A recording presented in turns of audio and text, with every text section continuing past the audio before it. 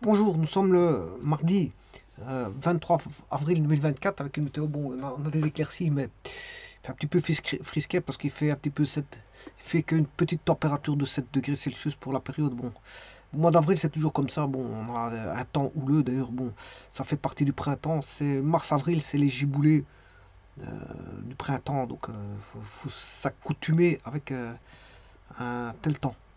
Alors, donc ici, on demande de calculer l'air limité par les paraboles. Bon, il y a deux paraboles qui sont bon, d'allure identique, simplement le x d'un côté le x et le y et le y et le x, c'est-à-dire qu'ils sont symétriques par rapport à la bisectrice. Alors on va voir ça tout de suite. Supposons que bon, on va appeler le paramètre. Ouais, attention qu'ici j'en ai ouvert deux. Je vais fermer celui-ci. Voilà, je vais mettre un paramètre, voilà, un curseur ici que je vais appeler P. Alors P il va commencer à 1 jusqu'à 5 par incrément de 1. Alors, si j'écris y carré égale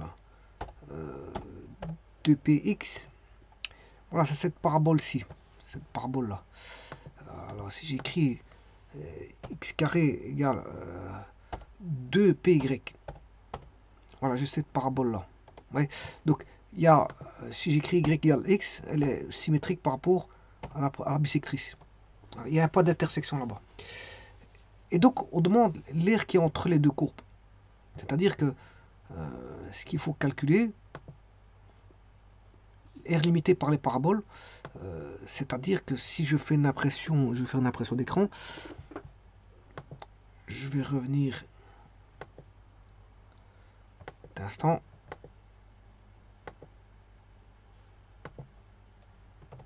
Voilà. Si je ramène ça ici, l'air qu'on demande, c'est l'air délimité par les paraboles.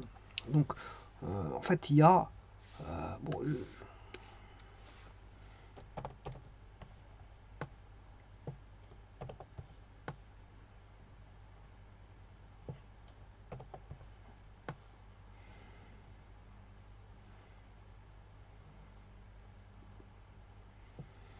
donc l'air qu'on demande de calculer, ben, c'est tout simplement l'air ici.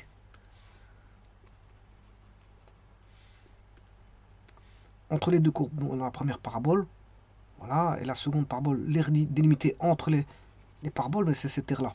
Alors comment va-t-on calculer ça? Ben, l'air est donné par rapport toujours à l'axe des x, ou l'axe des y, ici c'est l'axe des x.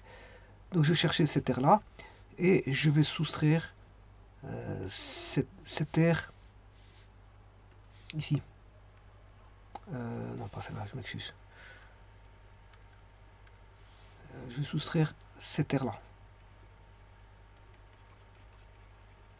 Donc je vais faire l'air à 1, ça c'est l'air à 2, et l'air en rouge A, c'est égal à l'air à 1 moins l'air à 2. Tout bonnement, il faudra juste faire une soustraction d'air. Mais on connaît les courbes. Alors, maintenant, de quoi il s'agit ici? Alors, je peux vous le dire tout de suite, il s'agit de parabole. Alors, si je prends l'équation caractéristique de la parabole qui est y carré égale 2px, c'est ce qu'on appelle, ça fait partie bon, des coniques. Alors, ça, c'est l'équation cartésienne de la parabole P qui est y carré égale 2px.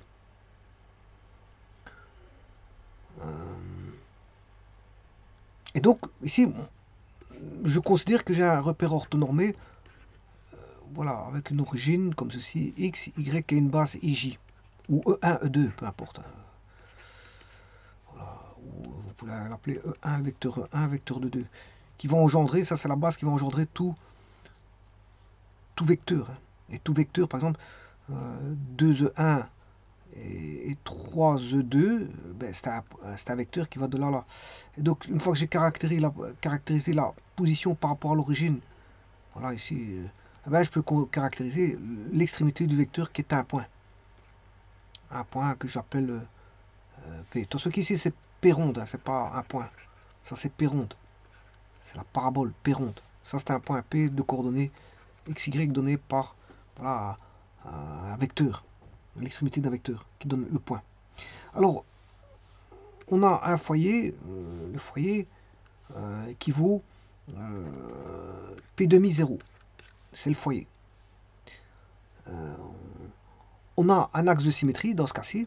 L'axe de symétrie, c'est l'axe OX.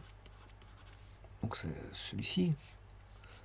Voilà, donc la parabole, elle fera comme ceci. Donc elle est symétriquement disposée par rapport à l'axe OX.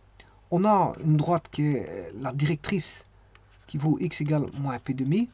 Voilà, ça c'est la directrice. On a, si je prends la parabole comme ceci, qui va débuter en 0. Là j'ai une tangente horizontale, verticale, tangente verticale. Une tangente verticale. La courbe est symétrique. Je vous rappelle que si je prends un point M, ici, un point M, qu'est-ce qu'on peut dire de M? Mais on peut dire que on a un rayon vecteur. On a un rayon vecteur qui est Fm. Attention que le foyer il est là. Le rayon vecteur il est au foyer. Alors je rappelle que le foyer c'est P demi 0. Le P il est là. Sachant qu'on a 2P, on peut trouver P. Et si on a P, on peut trouver P demi. Voilà, donc le foyer est en P demi 0. Et donc ceci c'est le rayon vecteur. Voilà, c'est le rayon vecteur. Je peux même caractériser par un vecteur si vous voulez. Donc c'est le rayon vecteur, bien sûr, du point extrémité qui est M, point M. Alors, P, c'est le paramètre. Bien sûr, s'il est positif. Voilà. Et ça, c'est ce qu'on peut dire. Et là, bien sûr, on a le paramètre qui est ici. Au foyer, là, on mesure P. On mesure P. Au foyer, on mesure P.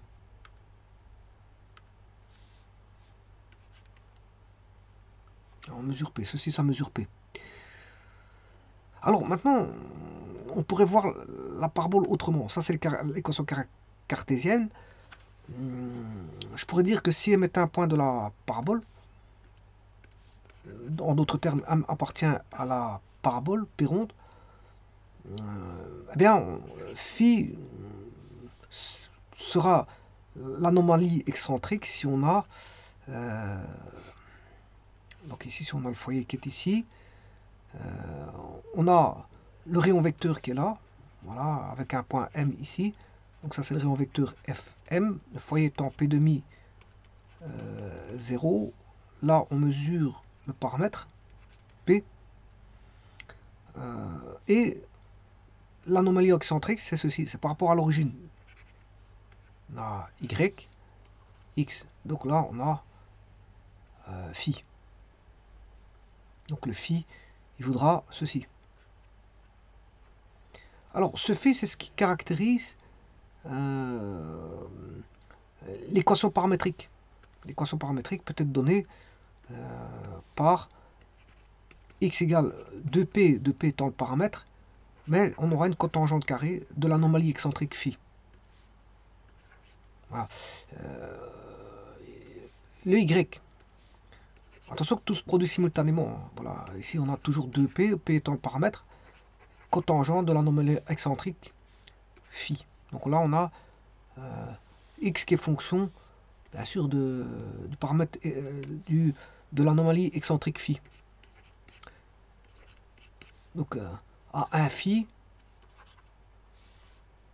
donné, un paramètre donné, une anomalie excentrique donnée, on peut retirer le x phi via 2p cotangente carrée phi, bien sûr, p étant connu, bien sûr, et on peut tirer le y phi.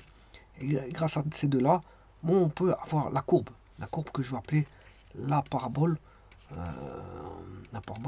d'équation x phi, point virgule, y phi. Là, on a le lieu des points qui va tracer une parabole.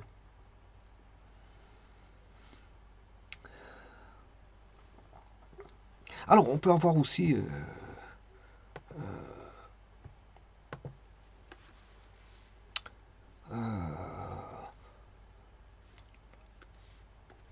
une autre équation, quel que soit m de xy, quel que soit le point m appartenant bien sûr à la parabole.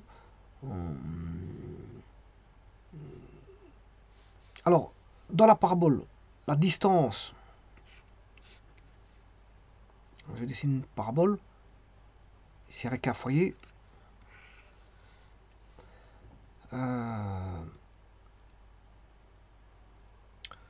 va dire que la distance, si je prends un point M, vous verrez au vecteur c'est ceci, Fm. Là je prends une perpendiculaire. Et la distance là est égale à la distance là. Ou à la norme du vecteur Fm qui est la distance Fm. Donc la distance de M à un point fixe qu'on appelle le foyer et la distance d'un point M par rapport à une droite fixe qu'on appelle la directrice, mais voilà, c'est ce qu'on appelle la parabole. Alors, bien sûr, la parabole, ici, on a l'axe des Y. Et ça, c'est la directrice. C'est la droite fixe. Alors, on peut avoir l'équation x moins, qu'on appelle l'équation focale de la parabole, x moins p demi au carré plus y carré est égal à x plus p demi au carré. Alors que ça, bien sûr, c'est au travers des distances. Hein. Il suffit d'écrire la distance de f à m est égale à la distance de m ou à la droite d, à la directrice. Bon, et ça s'écrit x moins p sur 2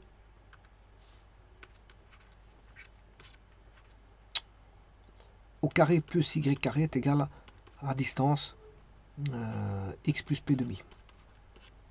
Voilà, et en faisant ça, on a l'équation focale.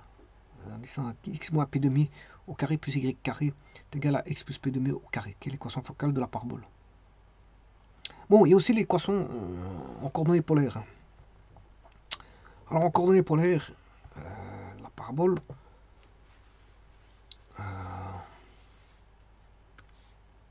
on a toujours xy, le foyer, la directrice. Alors, bien sûr, la directrice est située en moins p demi 0. C'est la droite y égale moins p demi. Moins p demi. Le foyer, je vous rappelle qu'il est en p demi 0. Donc autant dire que cette distance-là, à l'origine, est égale à la distance de là, là. Voilà. Alors, on a la parabole. Et là, il faut, comme on a en équation coordonnées polaires, il faut définir donc un angle. Et l'angle, c'est par rapport, bien sûr, au rayon vecteur M. Donc M, voilà, on a le rayon Fm. Là, on va définir donc oméga, qui n'est pas l'anomalie excentrique, parce que l'anomalie excentrique, elle est définie par rapport à ceci.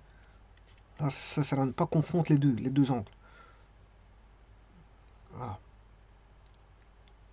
Et donc, bien sûr, ici, ce point-là va dépendre de ρ, qui est le module du vecteur, la norme du vecteur Fm, la norme de Fm égale ρ, et donc à partir de ρ et d'un oméga, on définit un point M.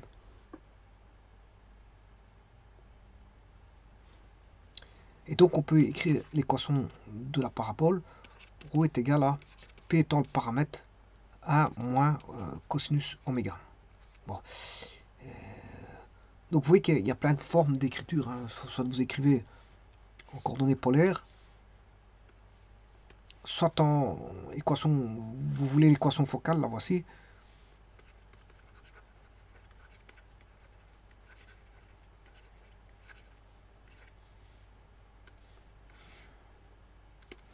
Ou soit,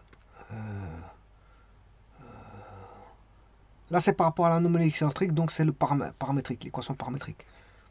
Équation paramétrique. symétrique, et puis vous avez la cartésienne. Bon, et moi ici, je vais travailler avec l'équation cartésienne.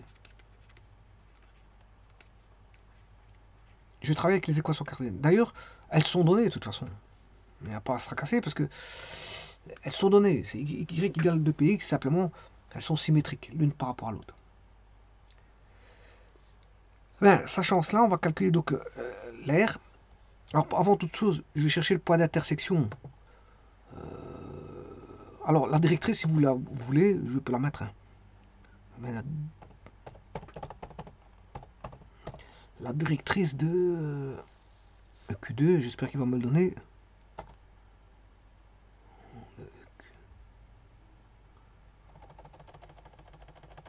Ou alors je vais la tracer, c'est x égale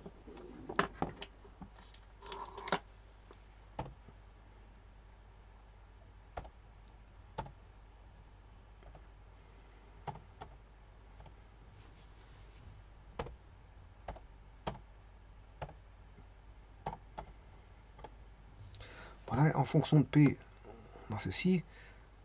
Voilà. Alors le foyer,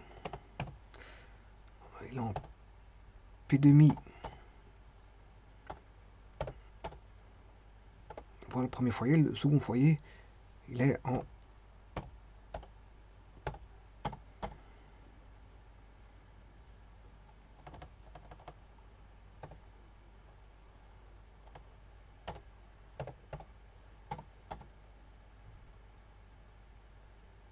voilà, on a les deux foyers. On a les deux foyers. Alors, je vais chercher l'intersection des deux courbes. Alors, pour rechercher l'intersection des deux courbes, ben, je vais égaler les deux. Là, je vais créer l'intersection des deux courbes. Donc, il suffit.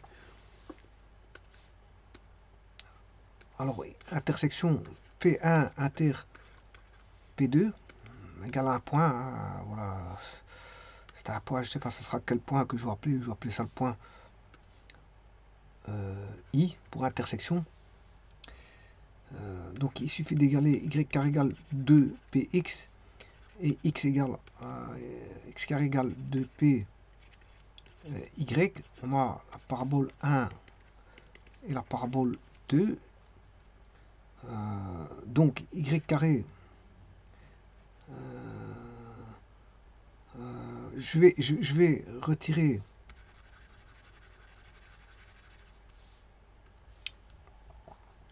je vais faire y carré égale y carré.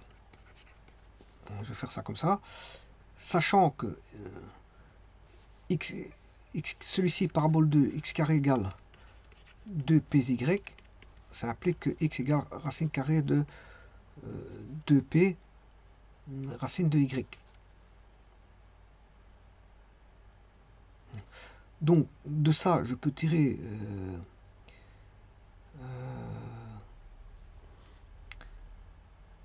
bon, y carré vaut 2px. Ça, c'est pas un problème. Pour le premier, 2px. Par contre, ça c'est pour la parabole 1. Y carré égale 2px. Je vais retirer y égale x carré sur 2p. Je préfère prendre y égale x carré sur 2p.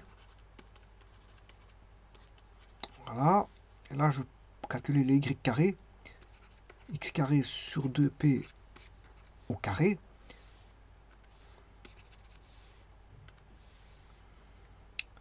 Ce qui nous fait donc 2p x égale x4 sur 4p carré. Donc je vais diviser par x. On aura x cube est égal à, je divise tout par x. x4 divisé par x, ça fait x cube. Et je vais multiplier 2p par 4p carré, ce qui fait 8p cube. Et là, je peux tirer le x qui vaut 2p. X égale 2p. Et donc le y qui vaudra, si x vaut 2p, y carré vaudra 2p fois 2p, y carré égale 4p carré, donc y égale plus ou moins 2p.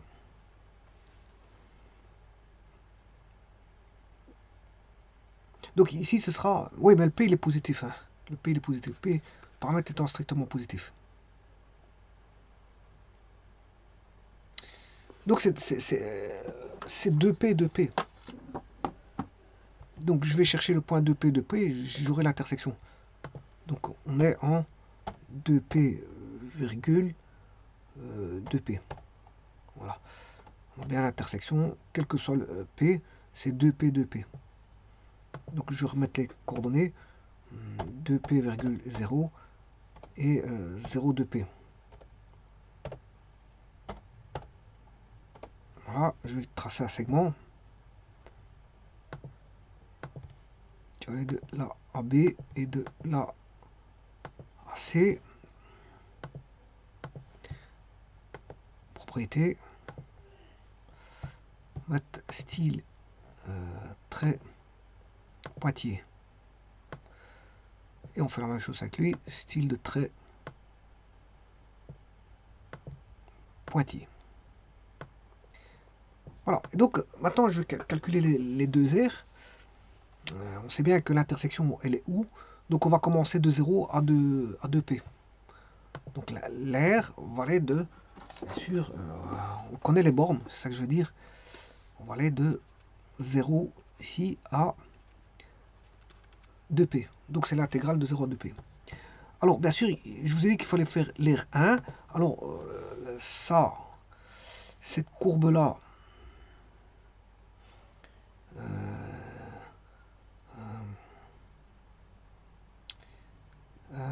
c'est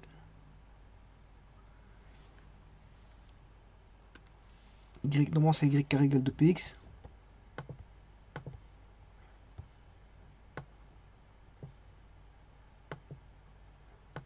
Voilà, c'est ça. Ça c'est y carré égale 2px.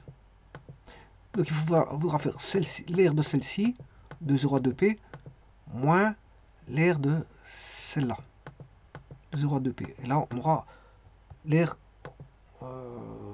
entre les deux courbes.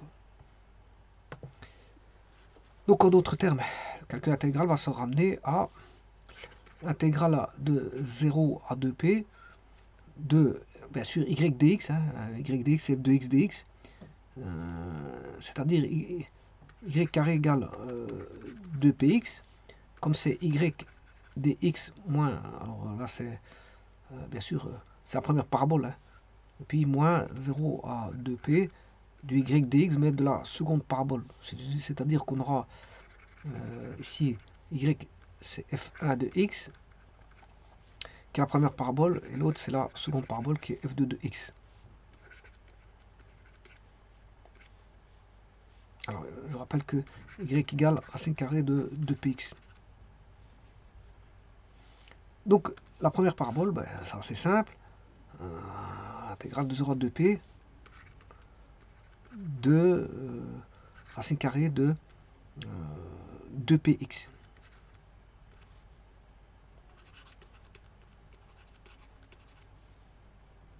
Attention que le x il est à l'intérieur de la racine carrée. Voilà. Alors la seconde, moins, toujours l'intégrale de 0 à 2p, ben, c'est bien que x carré est égal à 2py. Ce qui veut dire que x carré sur 2p égale y. Donc j'écrirai que le f il vaut x carré sur 2p. Bien sûr, ne pas oublier le dx.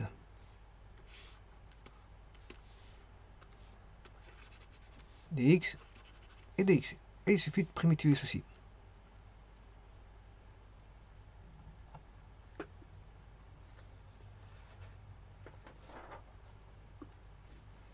Alors, je vais extraire la racine carrée du premier, qui est 0,2p, qui est une constante. Je peux sortir, voilà, racine carrée de 2p.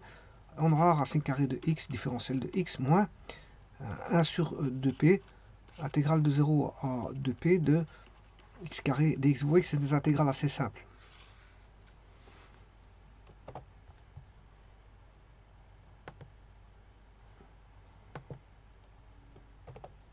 Puisque racine carrée de x n'est rien d'autre que x exposant 1 demi.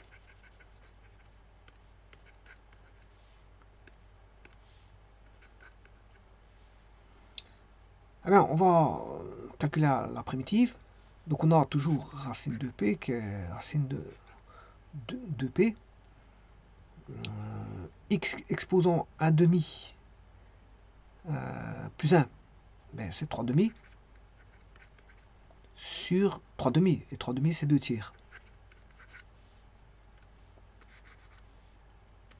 Ah, on a déjà ça. Moins 1 sur 2p. L'intégrale de x carré, c'est x cube sur 3. Voilà. Et ça, c'est entre les bornes 0, 2p, 0, 2p. Bon, en 0, ça n'a aucun effet, parce que x exposant en cube, ça fait 0. Et celui-ci n'aura aucun effet. Donc les deux là auront aucun effet. Donc on va se ramener à 2 tiers de racine carrée de 2 racine carrée de p. Alors x, je vais remplacer par 2p, exposant 3 demi moins 1 sur 2p. 2x, je ramène à 2p.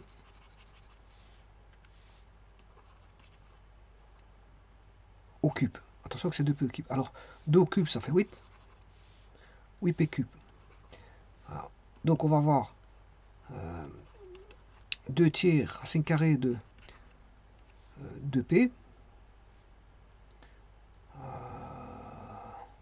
Alors, 2p exposant 3 demi.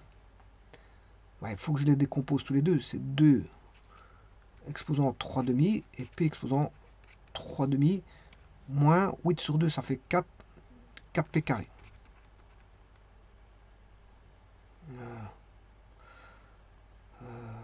Ouais, attention qu'ici j'oublie le 3. J'ai oublié mon 3. J'ai oublié mon 3. Donc c'est p cube sur 3. Donc c'est 4p carré sur 3. Alors maintenant, on va 2 au cube 8. 2 au cube, ça fait 8. Voilà, racine carrée de 8 parce que c'est exposant 1 demi. Mais il y a... Ouais, attention qu'il y a plein de 2 ici. Je vais m'occuper des 2. On va regarder tous ces 2 là. Parce qu'il y a beaucoup de 2.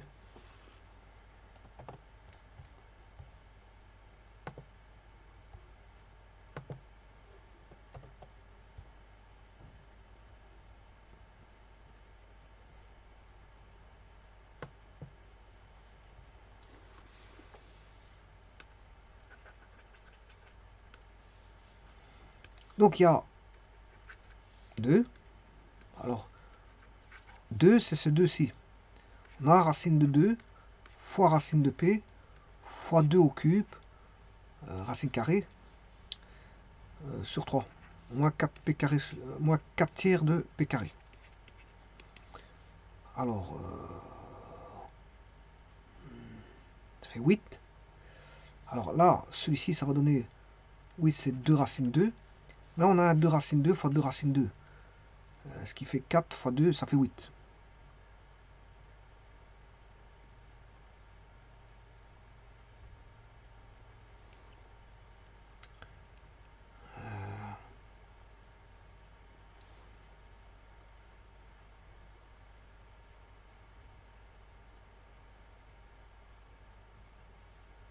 Donc ça fait 8.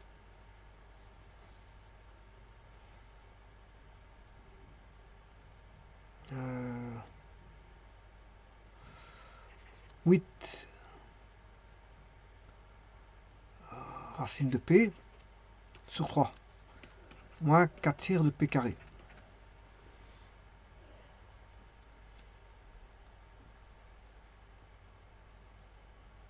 Oui, attention qu'il me manque p exposant 3 demi ici.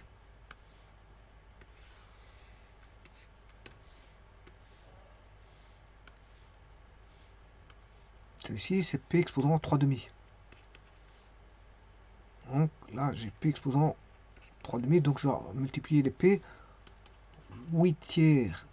Alors, celui-ci, c'est p exposant 1 demi fois p exposant 3 demi. C'est p exposant 1 demi plus 3 demi, ce qui fait p exposant 4 demi, ce qui fait p carré. Donc on a p carré. Donc on a 8 moins 4, ce qui fait 4 tiers de p carré. Donc l'air vaudra 4 tiers de p carré. Donc l'air vaut 4 tiers de p carré. On va regarder ça.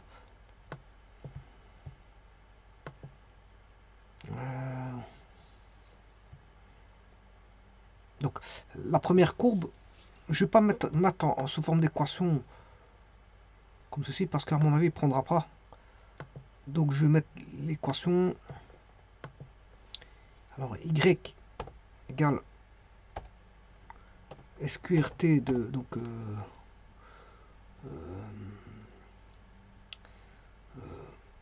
2P.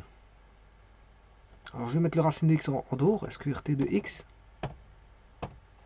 Alors ça c'est la première courbe. Et la deuxième qui remonte, c'était x carré égale 2py.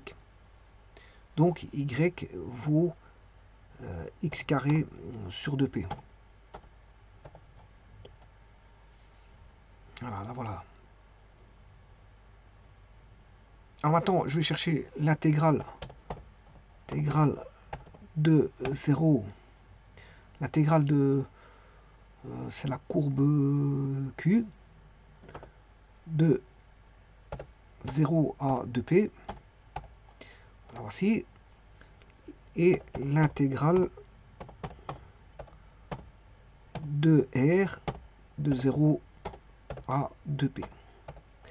Là voilà. Et donc maintenant je vais soustraire les deux. Je fais A moins B. 5,33. Donc l'air à l'intérieur fait 5,33. Alors on va calculer ça. 5,33 c'est 4 tiers de p carré. On va regarder. Alors 4 tiers de p au carré, c'est 5, 16 tiers, mais c'est 5,33. Et donc, quel que soit p, on peut trouver, voilà, vous voyez que c'est toujours 12, 12, 21, 33, 21, 33. Quel que soit p, ben, l'air vaudra toujours 4 tiers de p carré. Donc, elle est dépendante du carré de p, à une constante près qui vaut 4 tiers.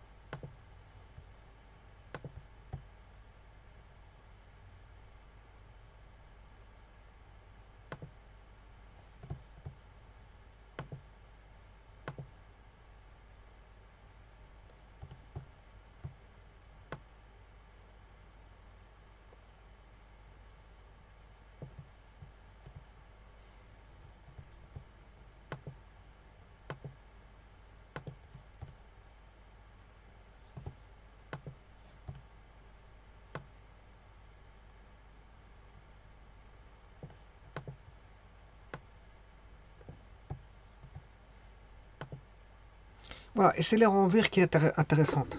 Bien sûr, c'est celle qui est en vert. Hein. C'est celle qui est en vert qui est intéressante.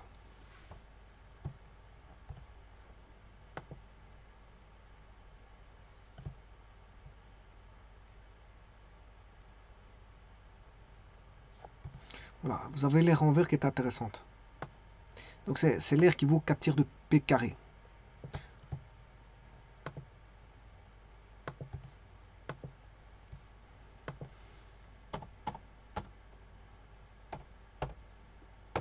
Unité d'air, bien sûr.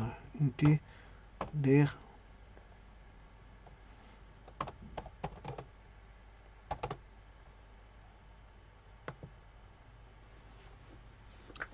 Voilà.